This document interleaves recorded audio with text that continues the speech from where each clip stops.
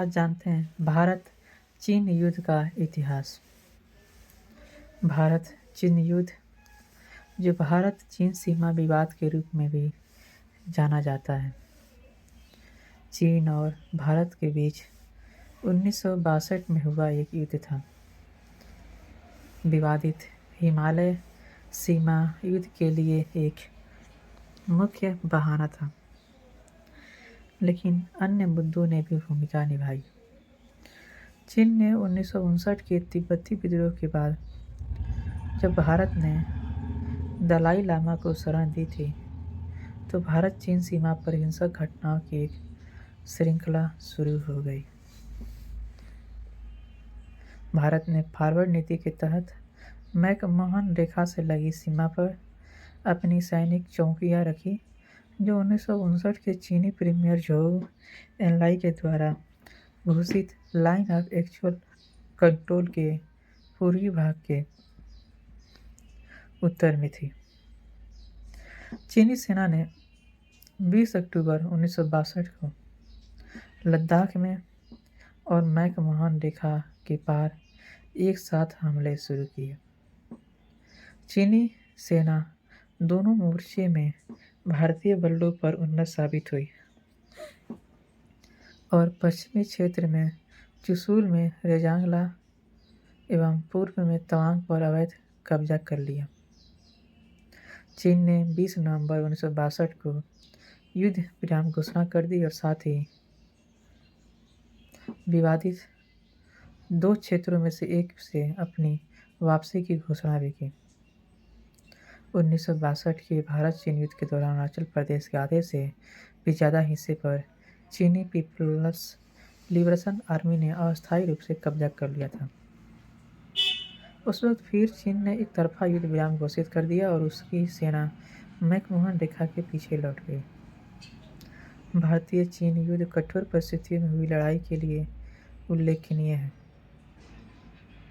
इस युद्ध में ज़्यादातर लड़ाई 4250 मीटर से अधिक ऊंचाई पर लड़ी गई। इस प्रकार की परिस्थिति ने दोनों पक्षों के लिए रसद और अन्य इस सीमा पर कई विवादित क्षेत्र अवस्थित हैं। पश्चिमी पाकिस्तान तक फैली हुई है। इस सीमा पर यह क्षेत्र चीनी स्वायत्त क्षेत्र झिंजियांग और तिब्बत के बीच स्थित है। पूर्वी सीमा पर बर्मा और भूटान के बीच वर्तमान भारतीय राज्य अरुणाचल प्रदेश स्थित है। 1962 के संघर्ष में इन दोनों क्षेत्रों में चीनी सैनिक आ गए थे। ज़्यादातर लड़ाई ऊंचाई क्षेत्र पर हुई थी। अक्साई चीन क्षेत्र समुद्र तल से लगभग 5000 मीटर की ऊंचाई पर स्थित साल्ट फ्लैट का एक विशाल रेगिस्तान है। अरुणाचल प्रदेश एक पहाड़ी क्षेत्र है जिसकी चोटियां करीब 7000 मीटर से अधिक ऊंची हैं। सैन्य सिद्धांत के मुताबिक आमतौर पर एक हमलावर को सफल होने के लिए पैदल सैनिकों के 3:1 के अनुपात की संख्यात्मक श्रेष्ठता की आवश्यकता होती है।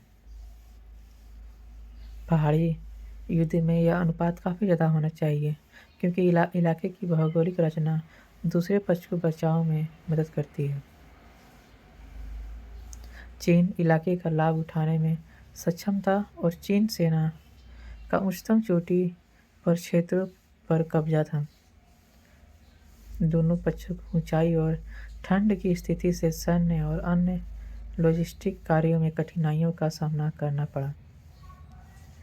दोनों के कई सैनिक जमा देने वाली ठंड से मर गए। चीन के सरकारी सैन्य इतिहास के अनुसार इस युद्ध से चीन ने अपनी पश्चिमी सेक्टर की सीमा की रक्षा नीति के लक्ष्यों को हासिल किया, क्योंकि चीन ने अक्साई चीन का वास्तविक नियंत्रण बनाए रखा। युद्ध के बाद भारत ने फॉरवर्ड नीति को त्याग दिया और वास्तविक नियंत्रण रेखा वास्तविक सीमाओं में परिवर्तित हो गई। जेम्स केल्विन के अनुसार भले ही चीन ने एक सैन्य विजय पा ली, परंतु उसने अपनी अंतर्राष्ट्रीय छवि के मामले खो दी। पश्चिमी देशों खासकर अमेरिका को पहले से ही चीन नज़रिए, इरादों और कार्यों पर शक था। इन देशों ने चीन के लक्ष्यों को विश्व विजय के रूप में देखा और स्पष्ट रूप से यह माना कि सीमा युद्ध में चीन हमलावर के रूप में था। चीन की अक्टूबर 1964 में प्रथम परमाणु हथियार परीक्षण करने और 1965 के भारत-पाकिस्तान युद्ध में पाकिस्तान को समर्थन करने से कम्युनिस्टों के लक्ष्य तथा उद्देश्यों एवं पूरे पाकिस्तान में चीनी प्रभाव की अमेरिकी राय की पुष्टि हो जाती है। युद्ध के बाद भारतीय सेना में व्यापक बदलाव आए और भविष्य में इसी तरह के संघर्ष के लिए तैयार रहने की ज़रूरत महसूस की गई। युद्ध से भारतीय प्रधानमंत्री जवाहरलाल नेहरू पर दबाव आया, जिन्हें भारत पर चीनी हमले की आशंका में असफल रहने के लिए जिम्मेदार के रूप में देखा गया। भारतीयों में देशभक्ति की भारी लहर उठनी शुरू हो गई और युद्ध में शहीद हुए भारतीय सैनिकों के लिए कई स्मारक बनाए गए। यकीनन मुख्य सबक जो भारत ने युद्ध से सीखी थी वह है अपने ही देश को मजबूत बनाने की ज़रूरत और चीन के साथ नेहरू की भाईचारे वाली विदेशी नीति से एक बदलाव की। भारत पर चीनी आक्रमण की आशंका को भांपने की अक्षमता के कारण प्रधानमंत्री नेहरू को चीन के साथ शांतिवादी संबंधों को बढ़ावा के लिए सरकारी अधिकारियों से कठोर आलोचना का सामना करना पड़ा। भारतीय राष्ट्रपति राधाकृष्णन ने कहा कि नेहरू की सरकार अपरिष्कृत और तैयारी के बारे में लापरवाह थी। नेहरू ने स्वीकार किया कि भारतीय अपनी समझ की दुनिया में रह रहे थे। भारतीय नेताओं ने आक्रमणकारियों को वापस खदेड़ने पर पूरा ध्यान केंद्रित करने की बजाय रक्षा मंत्रालय से कृष्ण मेनन को हटाने पर काफ़ी प्रयास बिताया। भारतीय सेना कृष्ण मेनन के कृपा पात्र को अच्छी नियुक्ति की नीतियों की वजह से विभाजित हो गई थी और कुल मिलाकर 1962 का युद्ध भारतीयों द्वारा एक सैन्य पराजय और एक राजनीतिक आपदा के संयोजन के रूप में देखा गया। उपलब्ध विकल्पों पर गौर न करने बल्कि अमेरिकी सलाह के तहत भारत ने वायु सेना का उपयोग चीनी सैनिकों को वापस खदेड़ने में नहीं किया। सीईए ने बाद में कहा कि उस समय तिब्बत में न तो चीनी सैनिकों के पास पर्याप्त मात्रा में ईंधन थे और न ही काफ़ी लंबा रनवे था, जिससे वे वायु सेना प्रभावी रूप से उपयोग करने में असमर्थ थे। अधिकांश भारतीय चीन और उसके सैनिकों को संदेह की दृष्टि से देखने लगे। कई भारतीय युद्ध को चीन के साथ एक लंबे समय से शांति स्थापित करने में भारत के प्रयास में एक विश्वासघात के रूप में देखने लगे।